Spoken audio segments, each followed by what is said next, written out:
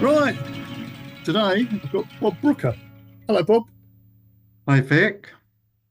Thanks for joining me. That's okay. So, traditional first question is, what do you do? I'm retired. That's good. That's brilliant. Lovely. Cool. Excellent stuff. Retired from what?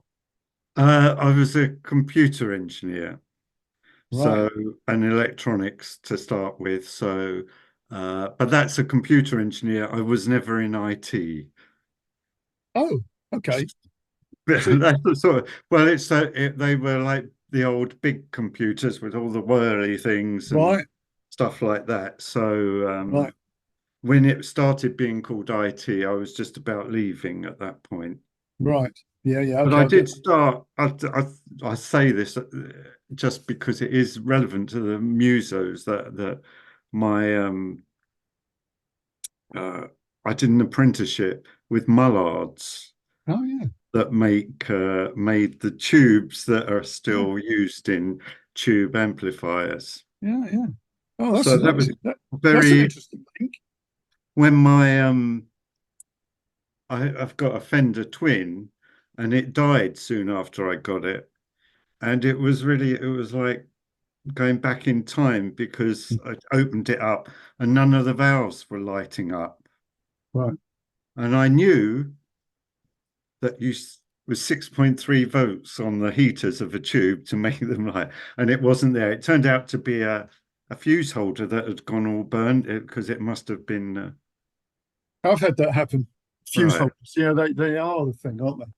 So, So from them Mullards and all that, I did a course in computers very early on. So I wrote my first program in about 68, I think. So blimey, yeah, yeah. So right, and you then were. eventually, Yeah, yeah, yeah, yeah. Well, that's a different world.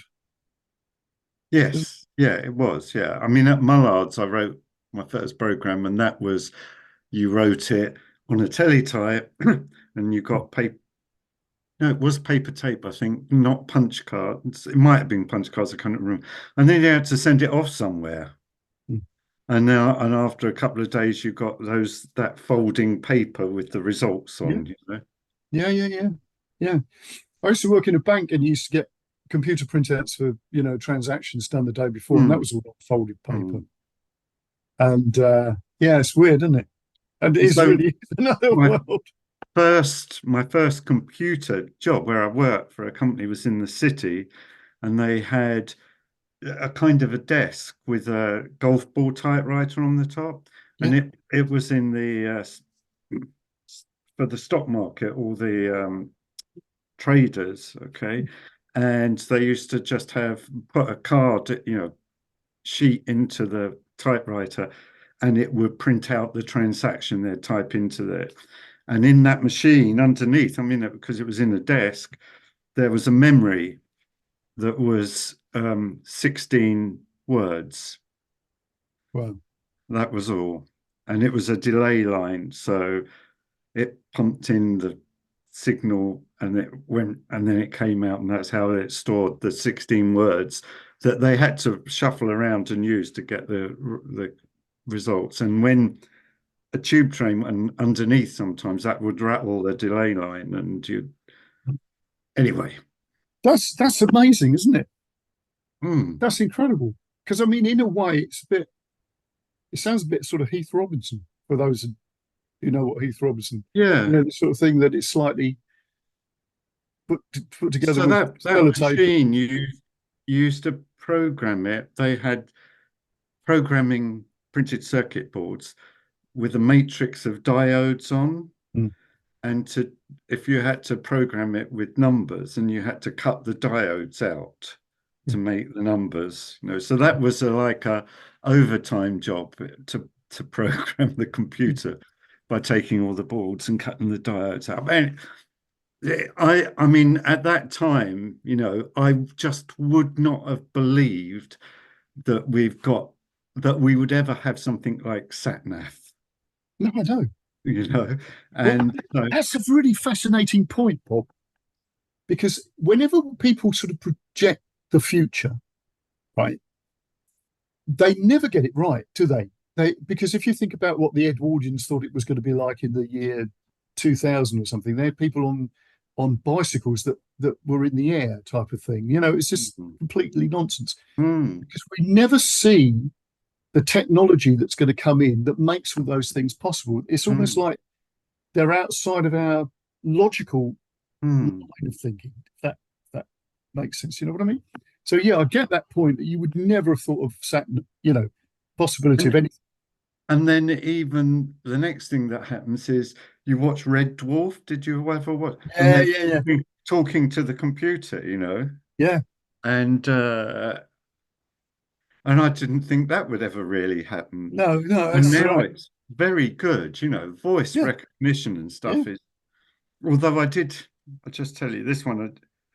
I've got Alexa upstairs, not around here, and I said to Alexa, "Do you use AI?" And she, it came back and said, "Most humans use two eyes." Yeah. Got a sense of humor as well. Oh my Well, God. I don't know. Ah, brilliant stuff. All right. Yeah, that's amazing, isn't it?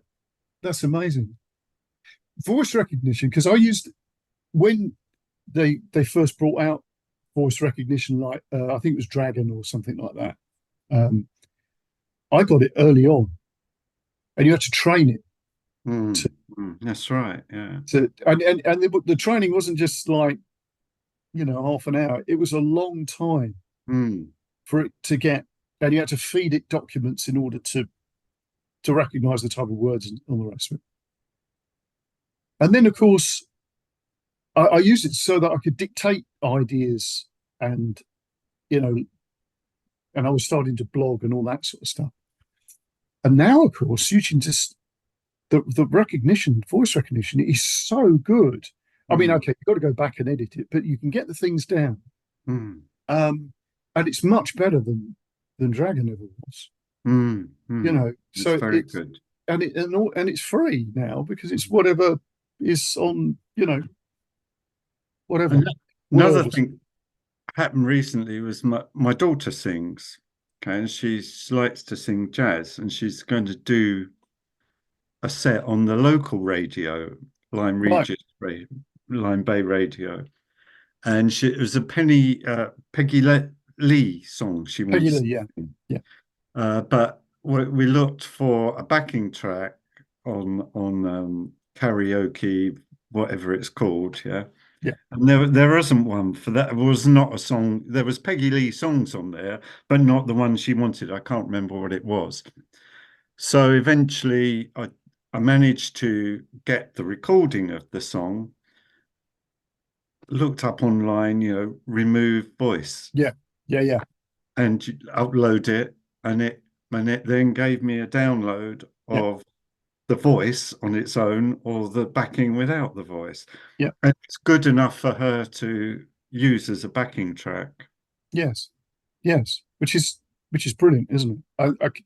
I think I can't remember the names of these things, karaoke -1 and stuff like that. I think it's Yeah. called. But that's quite good for removing the guitar track and stuff Mm. as well. Yes, yeah, that's where you customize it. Yeah. Yes, Yeah. yeah, yeah. So I mean, those sort of things are fabulously good because it gives you that possibility to Mm. engage with something in a way that empowers the individual. I think that Mm. one of the problems with technology is it tends to then get, and you see this in podcasting, interestingly, because when podcasting started off, it was just like people like me who wanted to just do something. But Mm. then, of course, now podcasts are taken up by big companies that have got a lot of financial clout. Mm. Mm. I mean, some of the podcasts are brilliant, don't get me wrong, but it's become like the new radio. Mm, instead of it being this sort of fringe thing that it was. mm, Um, so that's an interesting thing where technology is a case of being able to use technology and sometimes misuse technology. mm, That's what I mean. Um, in ways that it wasn't necessarily expected to be used, I think is really exciting. Where you can, um, that just the ordinary character on the street can do something with a technology that mm. they almost customize it for their own use. Um, I It's think that's really good thing instead of just using the technology for what the technology is built mm. for. You know what I mean?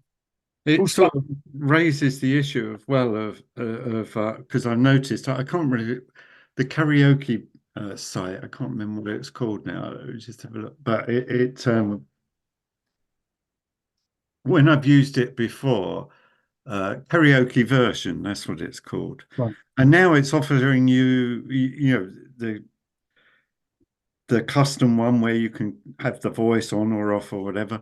They're sort of like £2 to £3, something like that. yes, yeah, But then there's a button for license, which never used to be there. I don't remember that. And right, now there, when you actually read the license, you haven't got a license to, it's not a performance license. It right.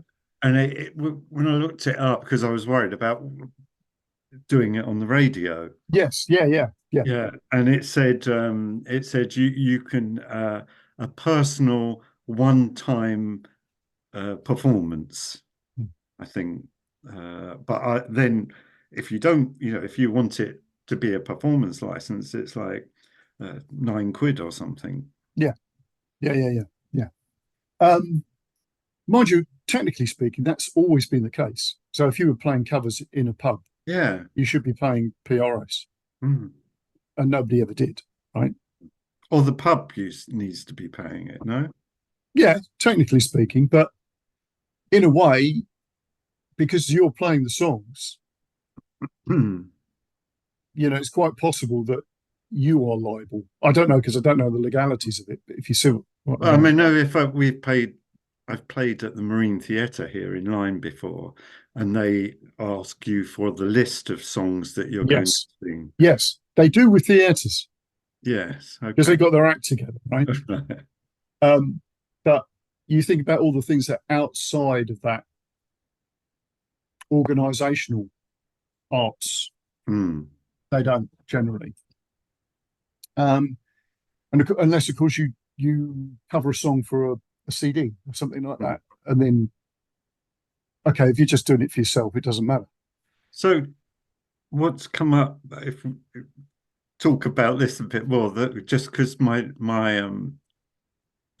written some songs recently, Yes, we're and going to get now, onto them. sorry, yeah, We're going to get but onto them.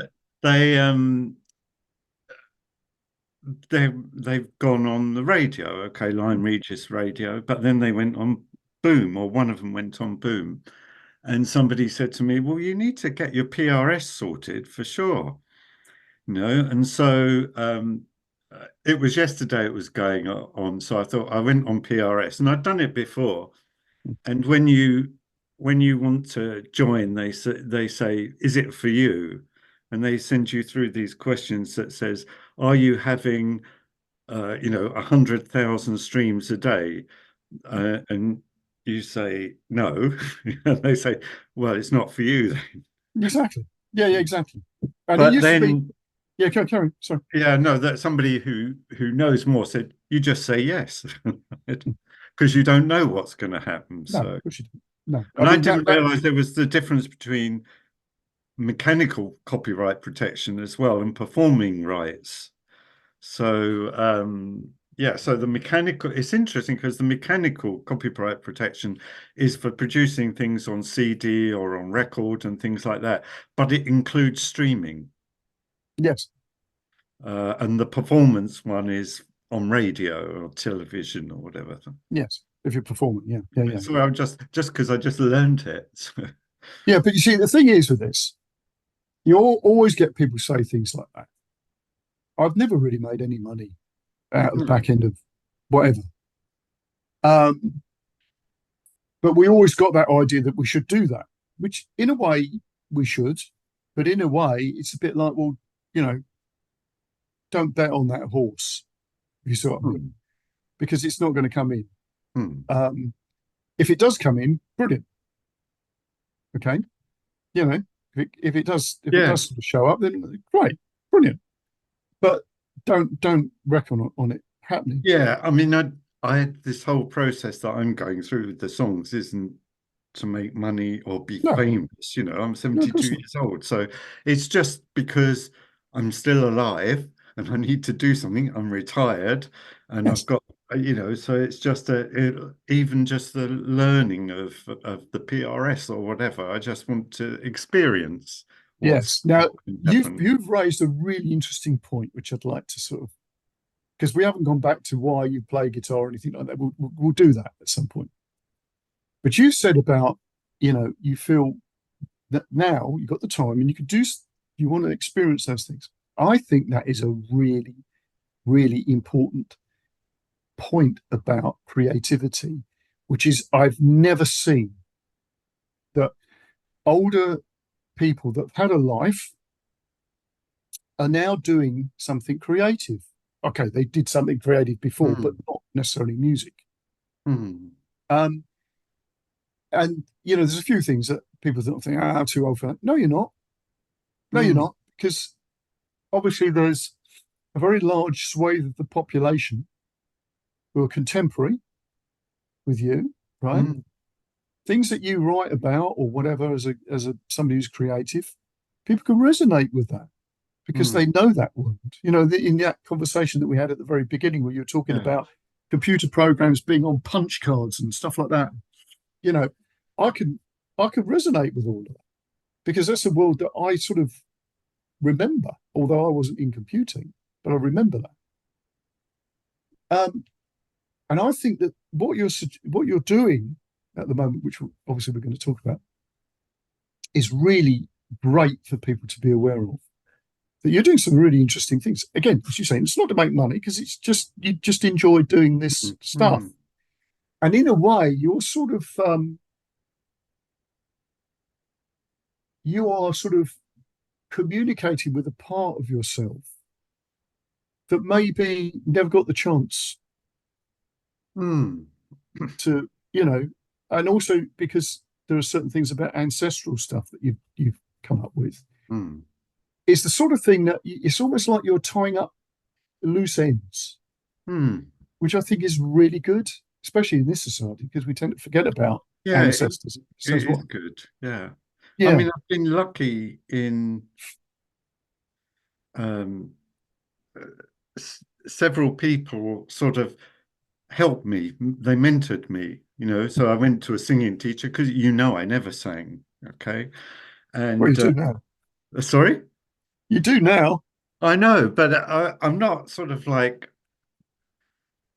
it was hard. I'm not a natural singer, not No, an, no, it's Bob Dylan. So don't no, worry. no. And no, So, nor is Bruce Springsteen. I dare to. I'm and not saying during either. those singing lessons, I can't remember. Yeah, I wrote the first song and I Mm. showed it to her, and she didn't go.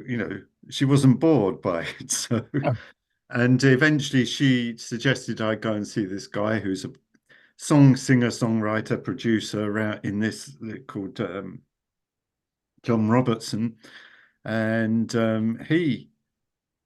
I went, he interviewed me effectively to see why I wanted to do what I was doing. He looked at my songs and he said, "Oh, yeah, they're all right, you know. But then we sort of worked, let's just do one, because he had to pay him some money. So, and that worked out really well. And I think he enjoyed doing it as well. And I had four songs at that point, and we then went on to another one. So, and then the other person who's key, and I don't know how it would work without him, is this guy called Jeff Baker, who did work for Paul McCartney for 16 years as his PR man until they parted.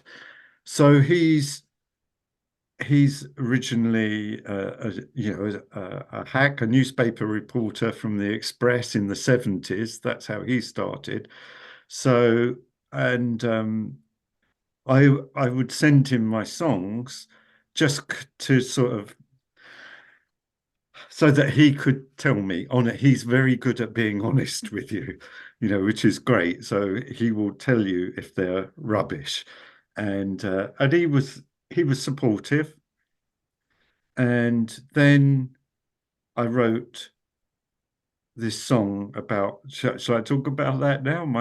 Yeah, you can do Yeah, this.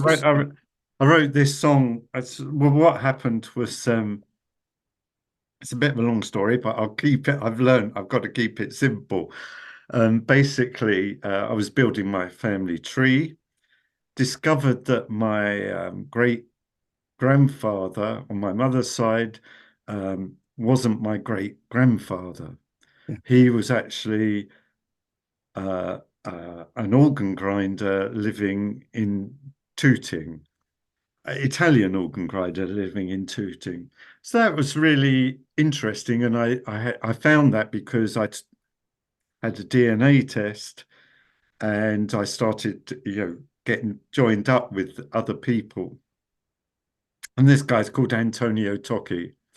And so what really happened is that Jeff Baker, the guy that worked for Paul McCartney, he heard the song and he said, "Yeah, that's good. It's got a good chorus or whatever." And then I told him why I wrote it. Sorry, I missed out a bit. I investigated Antonio Tocci and I found his obituary actually, and he was quite a character. And I started writing a song, and the first line is, "Hey, Mr. Torchman," because he was known as Mr. Torch. "Hey, Mr. Torchman, won't you sing me your song?" Something like that. And my wife said, "Well, that's just like the Bob Dylan song. You can't do that." Well, of But course you can. yeah, And you did. yes, and then as I was writing the song, I found his obituary, and it was written. The song was written already, sort of Yeah. with the words. Nearly all of the lines in the obituary appear in the song, Yeah, effectively. yeah, yeah. Yeah, Yeah, I and like this when this sort of stuff happens. Yeah. yeah, and so I made. I think I did some with the words, calling him a rooting, tooting man because he was from Tooting, and things that all worked. And anyway, so when I told Jeff Baker the story, he really instantly perked up. That's a good story, you know. Yes. So so he wanted to go with that. He's kind of at the end of his career now because he's not much, he's not with Paul McCartney anymore, and he's not far off my age, uh, and he supported me. He said, "Let's see if we can run with this story." And without him, I wouldn't have got on the local radio, certainly not on Boom, because he knows all the stuff that needs to go around a press release and sending it out. Yeah, but And that's true for everyone. it is true for everyone, but if it's interesting that the week that I went on the local radio and did the story with them, to prep for that, I listened to Lisa Galvani, her name is, that I listened to the show the week before, where it was a young group, two guys from a young group who were talking about their experiences. And they were, the oldest was 20, you know. So for a start off, when I listened to that program, I had no idea what they were what bands they were talking about, or sorry, I just need to decline. Sorry. Yeah, and they were trying to obviously publicize their people, but without having somebody like Jeff, that would be very difficult. And they were very much almost arguing between each other about who was doing the social media, because that becomes a really big thing that you need to do. And That's there's so many points there, Bob. Let's just cover a few of these. First of all, no one achieves anything on their own. Mm. So the Beatles, look at who they had on Yeah, board, yeah. right? Same with the Stones. You just can't do it on your own. You need the person that's the outside who's got that knowledge and the connections and all the rest of it. You do need that.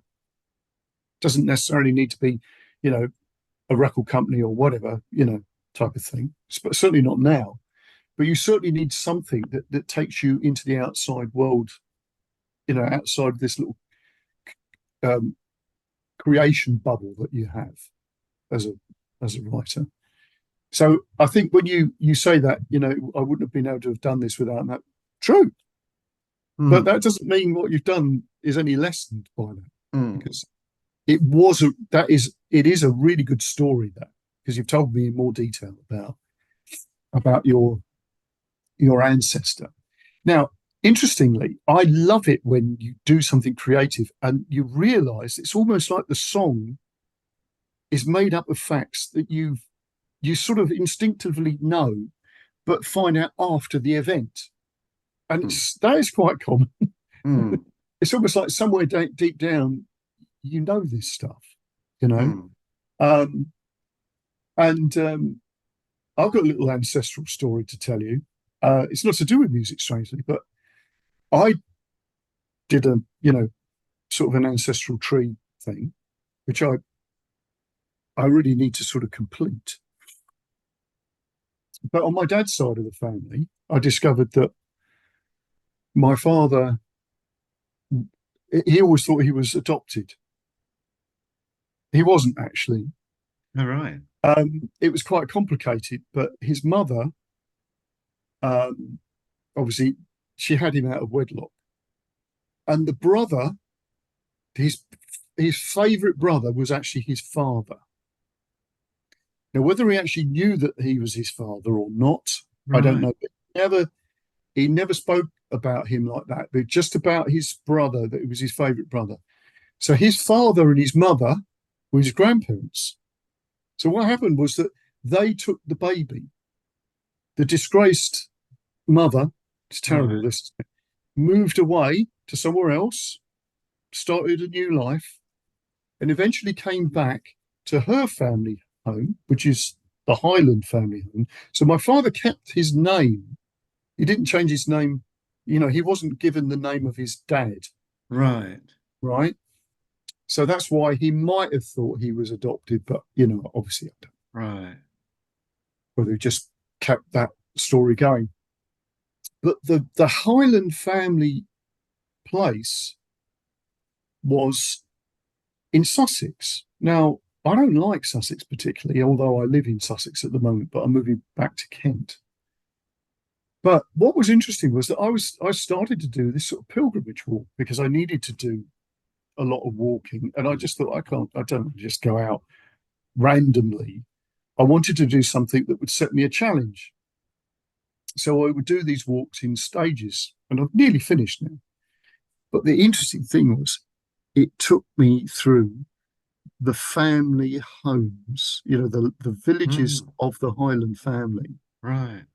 that I knew of. So Westfield, Sedlescombe, it literally goes right the way through those Mm. places. And I just thought, well, that is sort of weird. Mm. It could have been anywhere in Sussex, but not, Mm. oh, not on this. So you sort of think, well, that's interesting, isn't it? Somewhere along the dots start to join up.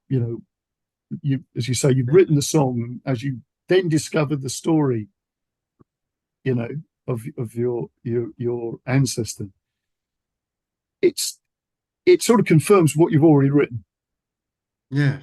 Yeah. It's not out of alignment with it, and Yeah. I love that stuff about creative things, that we instinctively have that leaning. We lean into the thing that actually is there, but we just don't know. So this guy Antonio Tocci, the way I say it is he was very active in Tooting, him and his sons. So there is a Facebook group called the Descendants of Antonio Tocci, which is just so weird. So they've Brilliant. been supportive as well because I Yes, put their their ancestors' song up. So that's yes, great. Yeah. it's absolutely brilliant. It is Yeah. brilliant. One lady said, my granddad or my great granddad. No, she said my granddad would have been so pleased to hear that, So that's Yes, good. yes, that's wonderful. Now, when did you start playing the guitar then? Let's get Right. back. Let's get back to our Um, roots, shall we? yeah, that's 15, 14 or 15 years old. Okay. And just because I was at school. So I was born in 51. So I was only 12 when the Beatles hit, really. So I was a Beatles fan, I had their pictures up on my wall and stuff like that. And my family, nobody in my family was musical at all. And I think I got at school we formed a band and I was going to play bass, but there's a Spanish guitar with four strings on it.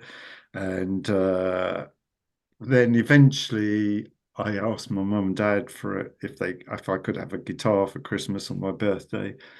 And I'd been looking, the Bells catalogue was the thing Yes, everybody looked in, okay? yes, And so because that would have the catalogue come out every year, and yeah. it was before the Stratocaster arrived.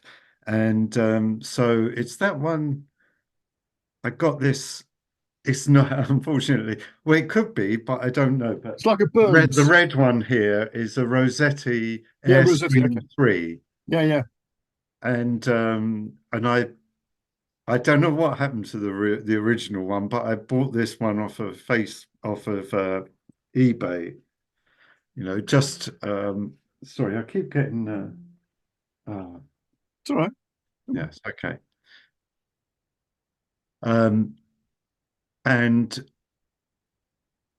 Yeah, so even when I got this one back, I remember opening it was in just a polythene bag underneath my bed at Christmas and opening it and the smell and everything. Yeah, When I got this one, that brought it back. It's yeah. because it's quite unusual. The switches, it's got a switch for each pickup. Pick up. Yeah, It's yeah. um it's not a very good guitar, no, No, but no, but that's not the point, is it? yeah. I So used to. I tell you what, I used to have. It's funny because I've done this thing of collecting stuff from the past.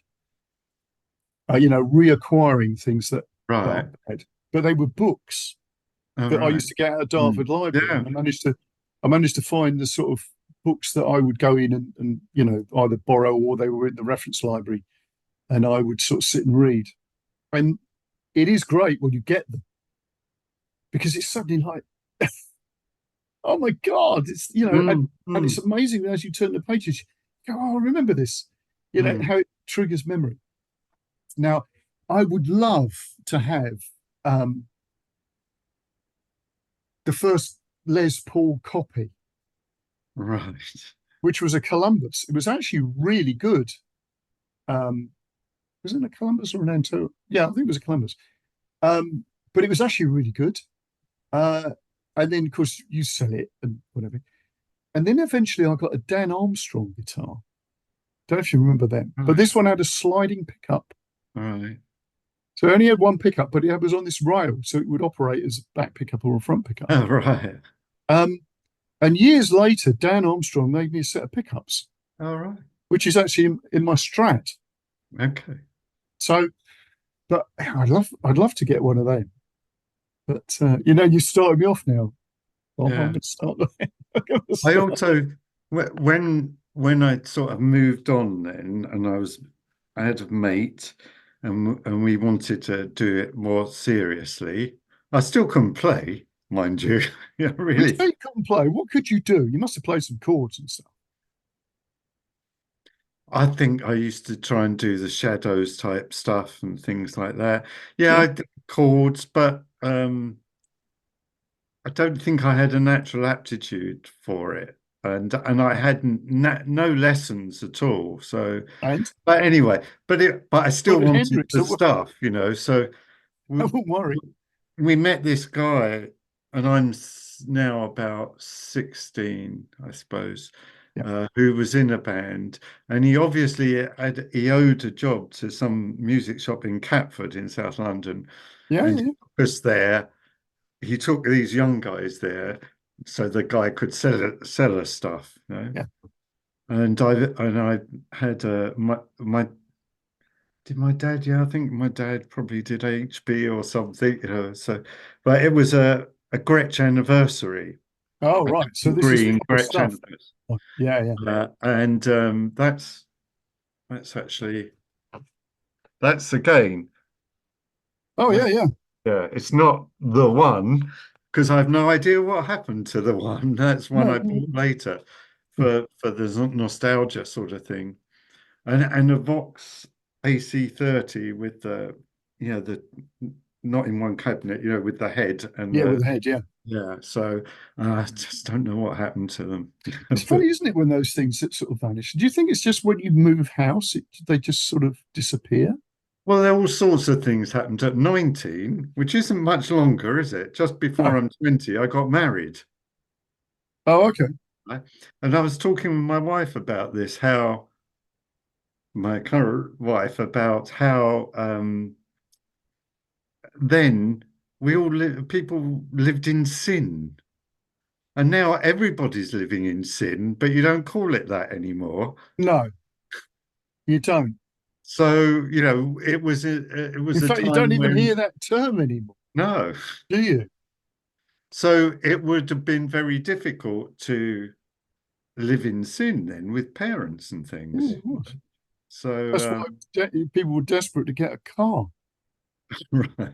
wasn't it? Because it Yeah. was the only place you could go and be intimate. Yeah. So Well, the back of the theatre, back of the cinema, maybe. But the bike sheds, isn't it? No, that was at school that was apparently. smoking. But I never even went. I never went to. I went to an all boys school, you know. So Yeah. Oh, it's funny, isn't it? yeah, It's like another world. But we yeah. already said that earlier on with the computer punch cards, but it's like another world. When I was that was at the sort of 16, 17-year-old, and my friend Rob Smith, he met this girl, the two girls that were like Twiggy. Oh, Okay. right. And he Yeah. brought them round to my house, and my That's bedroom it. was up in the loft, you know. Yeah. And they came up to my room, and I just stood there with my mouth open. I Yeah, no, couldn't speak. I'd never seen creatures like this no, before. no, And no. then It's, then my yeah, dad came up and made them leave. yeah, not surprised. So I remember a similar situation. I've got to say this. This is just, you know, tweak something in my memory. I used to walk, I used to do a lot of night hiking, like speed hiking, orienteering, if you like. And one of my mates who played drums, but quite badly, because there was another friend of mine who was a great drummer. But Alan, we used to go, and he said, "Look, I got a cousin." He said, um, "And we're gonna do this walk, and we're gonna walk via Slade Slade's Bridge or wherever it was in near Dartford. And we're going to pop in to see him." Right, okay. Anyway, we turned up this place, and there was his cousin who was quite attractive, but her friend was like I'd never seen anything so beautiful in all my life, and sort of an Irish sort of girl. And you couldn't, it was impossible to string a sentence together. Apart from the fact that I didn't realise, I wasn't set up for the fact that this girl was going to be so beautiful. But anyway, and I that's just not remember like that. that now. The young people are not the No, same they're not like. naive at all. I mean, this. I mean, yeah. And I still think about the fact that how this incident where I couldn't even form a sentence. Anyway, that's just another story. Anyway, right. So yeah, so you got the Twiggy event, and then obviously this. Where does this lead on to you getting married? It's not one of the Twiggy girls, surely. No, it wasn't. It was a girl that I met at the youth club, you know. Yeah. And then I went through all those stages of I was just a nerdy kid, Mm. and then I tried to be a mod, so I got a scooter, a Lambretta, And then when I went to the youth club and I met my first wife, who I'm still friends with now, Mm. and the group of people that we were like the hippie thing. And that was a whole new world to me. These people were different to, what people I knew at school or whatever, the same my age as me. And so, yeah, we had this little group of people, and it was that time where, so this was like 60, I was 16 in 67. So, and I went to the Isle of Wight Festival in 69. And that little period there was where I could walk around London being a hippie with the long hair. I'd left school at 16 and now I was working in Mullards, but I had long hair. And you just met hundreds of people. It was a uniform where everybody Yeah, met. You knew what they would be like, yeah, And 69 at Isle of Wight Festival was great. It was really not just about the music. Everybody there was friendly and everything. And then then the 70s came, and suddenly there's people in the uniform who are not very nice and selling drugs or whatever, and yeah, yeah. sort of deteriorated. Yeah, it's So funny, isn't it was that little period there that was it? really special. Yeah, because the Rolling Stones made that thing about it all went wrong around about the 1970s. Right. You Yeah. know, because they always cite the Altamont. Sorry? They always cite that. Was it the Altamont Festival Oh, where, right. you know, Yes. where the Hells Angels murder somebody Yeah. in the audience and all this sort of thing. But in a way, they're right because it did go a bit sort of odd. And of course, the 1970s was strange. I mean, this was good music and everything, but it was odd, wasn't it? It was It odd. was. I mean, I look back and the world changes, and what was acceptable then isn't now. Mm. And I was just talking with somebody yesterday who was looking at Alf Garnett, some of those Yes, shows. Unbelievable. There's one where oh, I don't know, they're just the words they use are so bad. And even I think Spike Milligan turns up in the pub dressed as a black geezer. yes. But in a way, okay, it was of its time, but Alf Garnett was an idiot. Yeah, no, it was And fabulous. they Yeah. were really that was really forward thinking to sort of say, look, if you're like that, you are an idiot. Um, Yes. I mean, it's easy for us to look back and think, isn't it so shocking they had a character like Alf Garnett on there?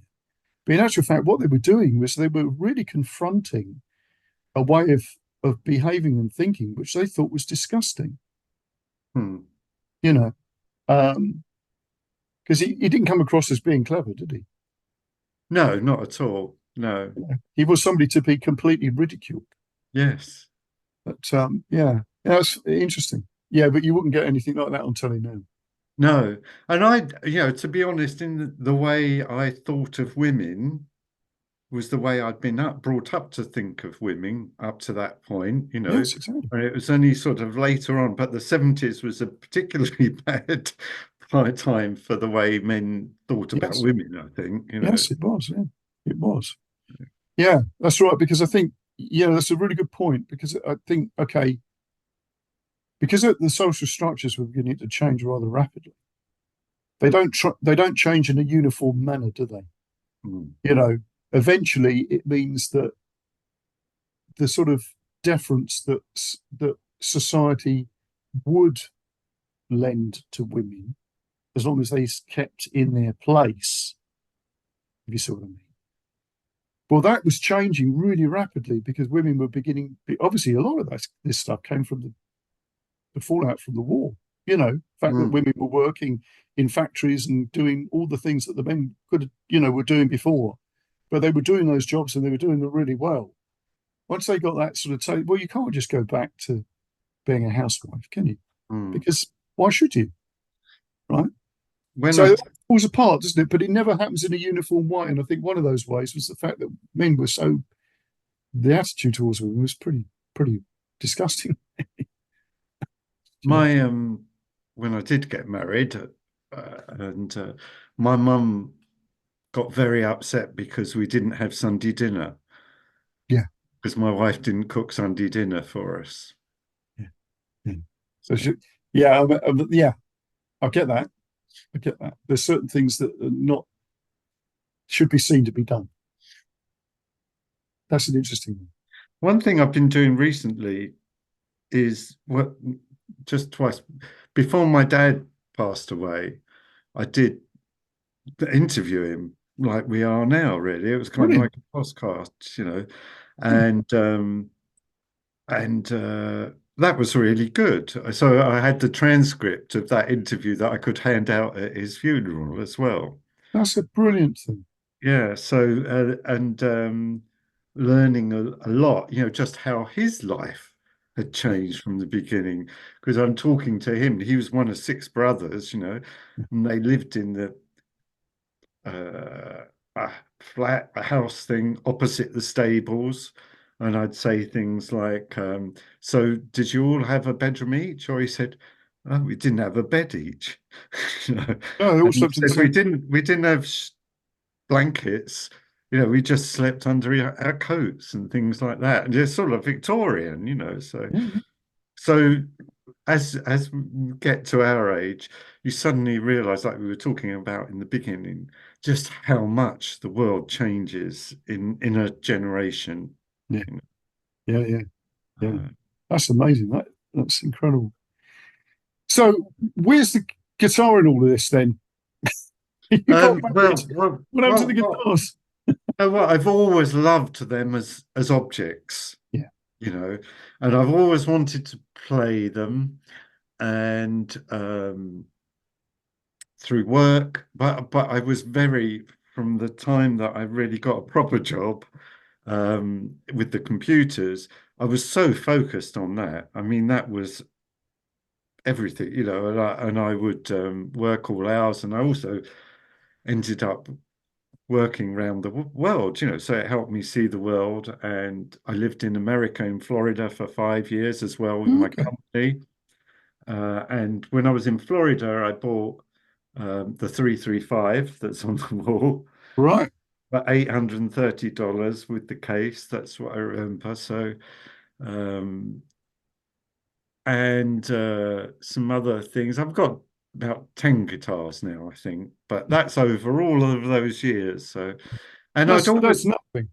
I'd always, no, I'd always try I'm and saying try. that because when it came up in in your radio interview, they were like somebody was shocked that you had 10 guitars. I just thought, Yes, yeah, yeah. They don't what? understand. Yeah. You really don't know exactly.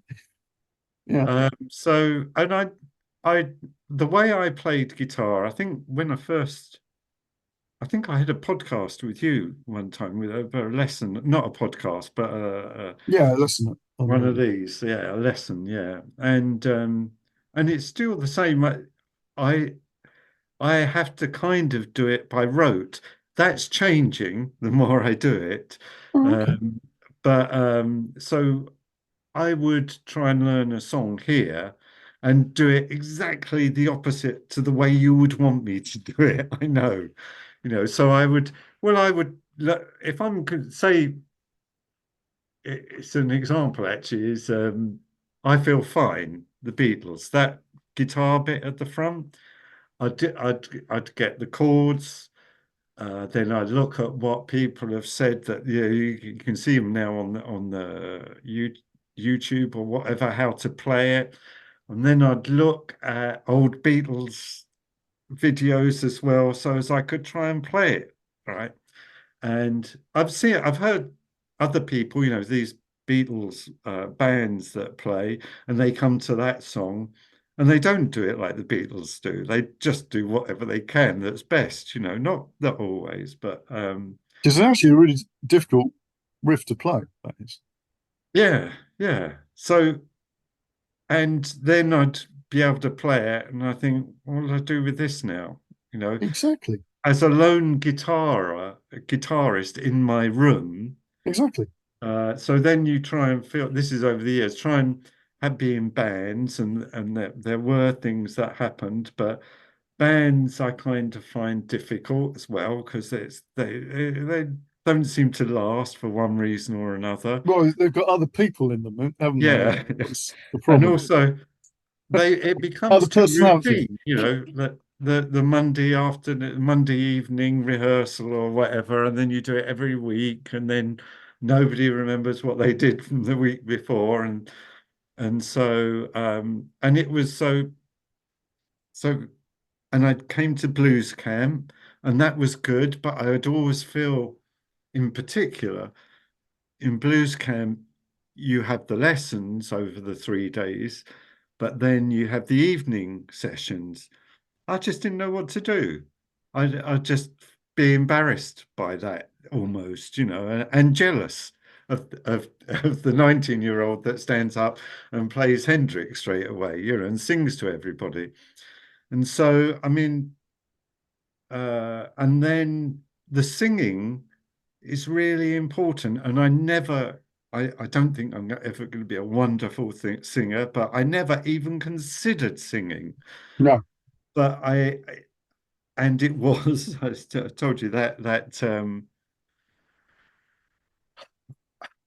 Room at the Top by Tom Petty that I heard, and I thought I'd really like to do that, because I was watching his face while he was singing that song, and it was good, and so that made me go to a singing teacher, and she helped me get to the point where I could get through a song, and that makes it so much better. I'd have something to do when I'm playing the guitar now.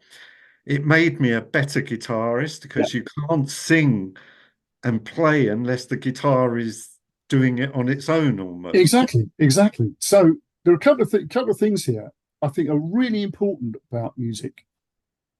First of all, yes, sing not to be like Paul Rogers or whatever, or Adele or whatever.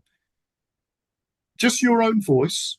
Find your voice, and whether that's going to end up sounding like a later version of Leonard Cohen or whatever, or whether it's or a Tom Waits where really you're sort of growling your way through a song. It Hmm. doesn't matter. What's your voice?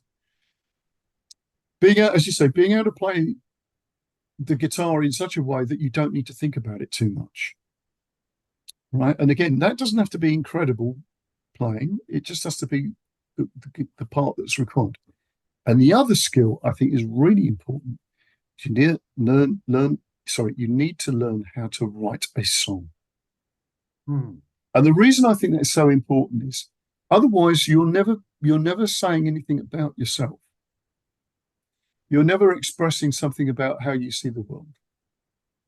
And and I would also say that for all the great guitar players out there, if you can't write a song, you will not be remembered. And the reason I say that is if you think of the great guitarists, they could all write something. They could always compose, Hmm. whether that's a Hendrix or a Clapton or Hmm. whatever. Okay, even a Django Reinhardt. I mean, he wrote some songs, but the point is he did things his way. Hmm. So when you get these people that are great technicians, people don't remember them because Hmm. why should they? It's so and so's version of such and such. It doesn't work. Hmm. But so I think it's one of those things. I think they're the key things to being a musician, not to be the great technical player. I don't believe that anymore. I did, obviously. Hmm. Um, but otherwise, you're not expressing something about you. And those other things are about expressing your story, you know. Um, And and I it, think I've been, you saying those things that sort of highlight those points, about getting to the point of being able to sing and play and being able to write something that you know. it's interesting that the song "Me and Mr. Torch" about Antonio Tocci, if you listen to the solo, it's based on I Feel Fine, Hmm. the notes from I Feel Fine, right? Yeah. Because I could play that and I sort of play it, but the notes are in a different order, you know. Okay, so what have we always said? Blues can start with something that's, that and rearrange it. Yeah. Because that's what we do all the time. We just don't realize it. That's what we do with language. We Hmm. don't invent words, do we? Not unless you're Shakespeare. No. Um, we're using words in a different order to express what it is. And if you're going to write a good song, what do? You start with something that already exists, Hmm. because that's your basic framework, Hmm. and then you start to work with that and change it and what have you, and then it becomes you. So yeah, so well done on that one, Bob. I'll mark that one up as a Yeah, yeah, success story. blues camp I'm gonna success. have to go soon, Vic, because I'm Yeah, running out of time with yeah, things all like, right, mate. Yeah, well, I am as well. So just very quickly, could you just say a little bit about guitars on the beach? oh, Guitars on the Beach. Yes, that was a thing that was started actually by this guy, Jeff Baker, and another guy who was called Nomad.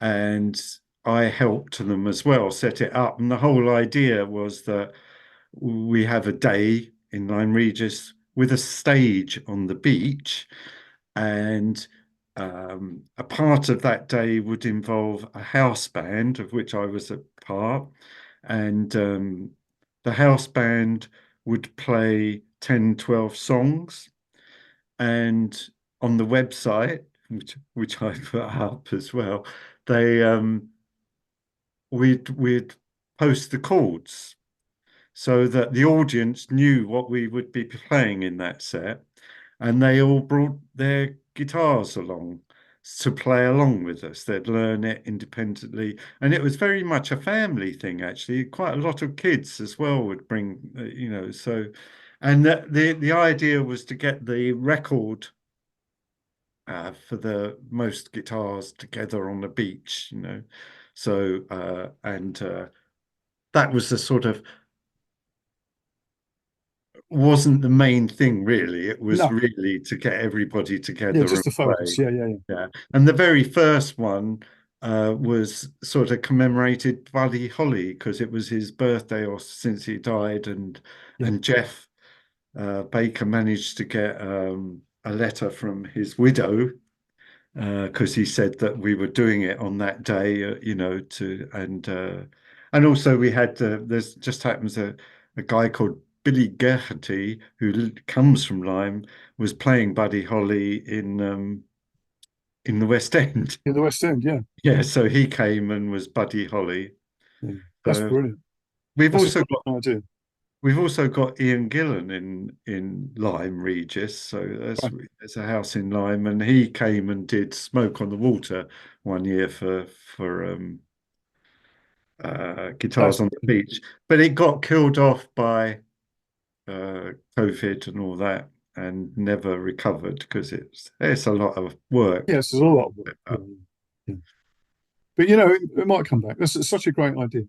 Okay, well, I'm aware of your time, so thanks, Bob. Really good.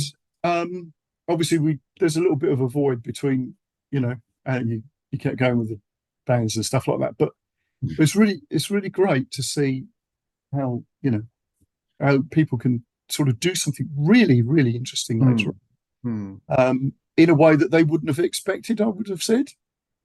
You wouldn't have expected Yeah, it. I mean, yesterday, like I said, I was on Boom Radio, Yeah. and Boom Radio's got a big audience, Hmm. and Judy Spears, who was the presenter, it was like, I would never have thought this would happen. Okay, there was a link. Frank Sinatra finished his song, and then she introduced me as the person who had this story and was 72 years old. And then after that finished, she said, and now to a 79-year-old, and it's not his first song. And she played Clapton. So I was sandwiched between Sinatra and Clapton. That's a That, good. That's it's brilliant. Absolutely brilliant. Well, I probably have a longer reach than Boom Radio, but probably not as many listeners. Right. So I know there's a lot of people listen to me in Australia and Canada All and right. Okay. yeah. So yeah. So there we go. Brilliant. Hey. All right then, Bob. Well, don't disappear, but I'll say goodbye now, so we can say goodbye properly. All right. Okay. I'll Yeah. speak to you again soon. Yeah. Okay. Bye now.